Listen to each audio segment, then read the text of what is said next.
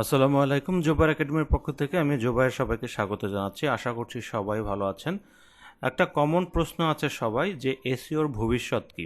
তো বিশেষ করে নতুনদের মনে এই প্রশ্নটা সবচেয়ে বেশি। তো এসইও ভবিষ্যৎ কী এটা জানার আগে আমরা জানবো যে আসলে এসইওটার উদ্দেশ্য কী। এসইওটার উদ্দেশ্য হলো আমাদের যে কোনো একটা পণ্য বা যে কোনো একটা কন্টেন্ট বা যে কোনো একটা কিছু সার্চ ইঞ্জিনের রেজাল্ট পেজে নিয়ে আসা, অর্থাৎ একটা নির্দিষ্ট জায়গাতে স্থান দেওয়া কিংবা র্যাঙ্ক করানো। যেমন কেউ যদি চায় কফি শপ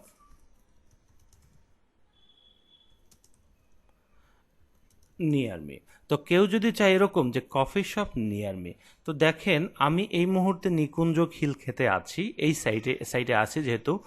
এখন আমাকে কিন্তু দেখাচ্ছে যে আমার আশেপাশে কোথায় কফি শপ আছে।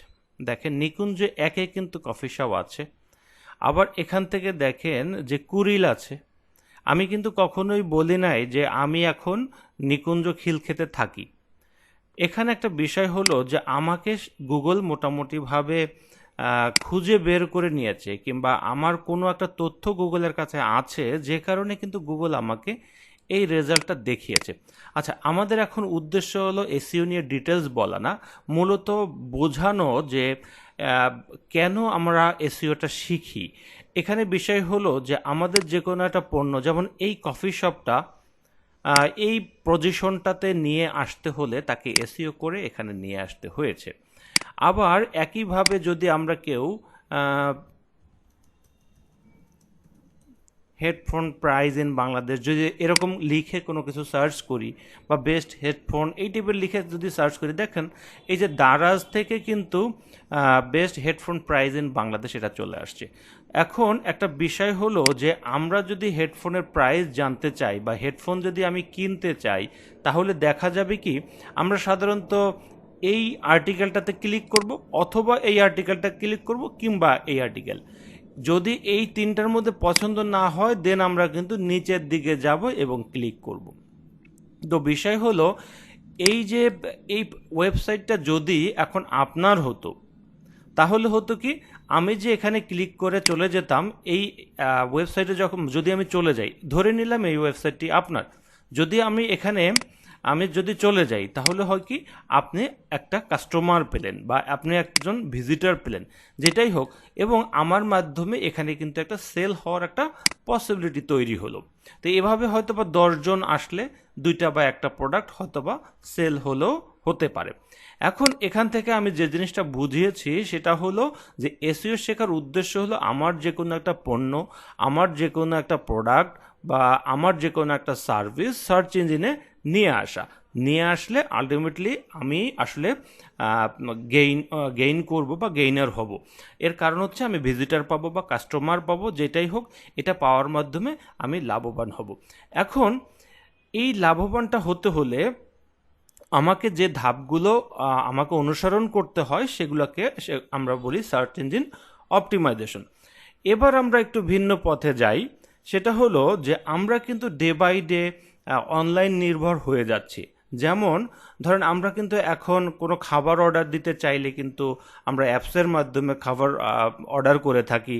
আমরা যদি কোনো ড্রেস কিনতে চাই তাহলে কিন্তু ফেসবুকের পেজ, কিংবা আমরা গুগলে বা যে কোনো সার্চ ইঞ্জিনে গিয়ে সার্চ করি কোনো একটা ড্রেস কেনার জন্য, জামা জুতা প্যান্ট সব কিছু কেনার জন্য কিন্তু আমরা ফেসবুক, নয়তো দেখা যায় যে গুগল বা বিভিন্ন মাধ্যমে আমরা সার্চ করে থাকি।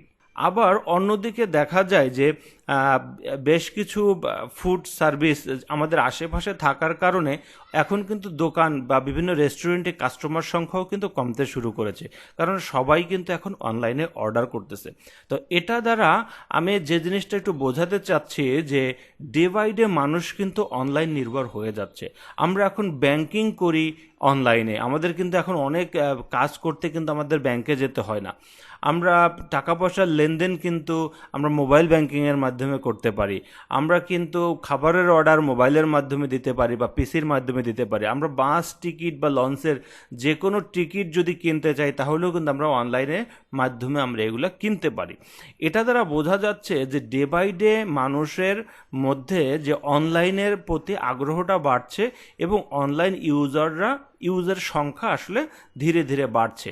তো একটা সময় দেখা যাবে যে অন্ততপক্ষে এটা সবারই ধারণা যে মানুষ এতটা টেকনোলজি নির্ভর হয়ে যাবে যে দেখা যাবে যে রেস্টুরেন্টগুলোতে না গিয়ে সরাসরি মানে রেস্টুরেন্টগুলোতে একেবারেই কাস্টমার থাকবে না, এবং এটা কিন্তু বাস্তব। হ্যাঁ, আমি ঢাকা শহরে অনেক রেস্টুরেন্ট দেখেছি, সেখানে কিন্তু কাস্টমার নেই, তাদের বসারও তেমন কোনো জায়গা নেই, কিন্তু দেখা যায় যে প্রতিদিন প্রচুর পরিমাণ খাবার সেখানে অনলাইনের মাধ্যমে সেল হয়। তো এখান থেকে একটা জিনিস বোঝা যাচ্ছে যে আমরা ভবিষ্যতে সম্পূর্ণভাবে অনলাইন নির্ভর হয়ে যাব। তো সেক্ষেত্রে যদি আমি এসইওর কাজটা জানি, বা এসইও বিষয়টা, এসইও হলো অন কাইন্ড অফ মার্কেটিংও বলা যায়, যদি আমি অন্যভাবে বলি, যদি টেকনিক্যাল বিষয়গুলোকে আমি স্কিপ করে বলি, তাহলে বলবো যে এসইও হলো ওয়ান কাইন্ড অফ মার্কেটিং একটা পলিসি বা মার্কেটিং একটা পদ্ধতি, যার মাধ্যমে আমি কোনো অডিয়েন্সকে ডেকে নিয়ে আসতে পারি। তো এখানে যদি আপনার কোনো ব্যবসা প্রতিষ্ঠান থেকে থাকে, তাহলে আপনি অনলাইনের মাধ্যমে সেল বাড়াতে পারবেন। আপনি যদি আপনার ব্যবসা প্রতিষ্ঠান নাই, আপনার অন্য কোনো বায়ার বা অন্য কোনো ব্যক্তির ব্যবসা প্রতিষ্ঠানের প্রসার বা প্রচার করে বা মার্কেটিং করে আপনি তার কাছ থেকে একটা কমিশন বা তার কাছ থেকে বেতন বা তার কাছ থেকে বিল আপনি নিতে পারেন।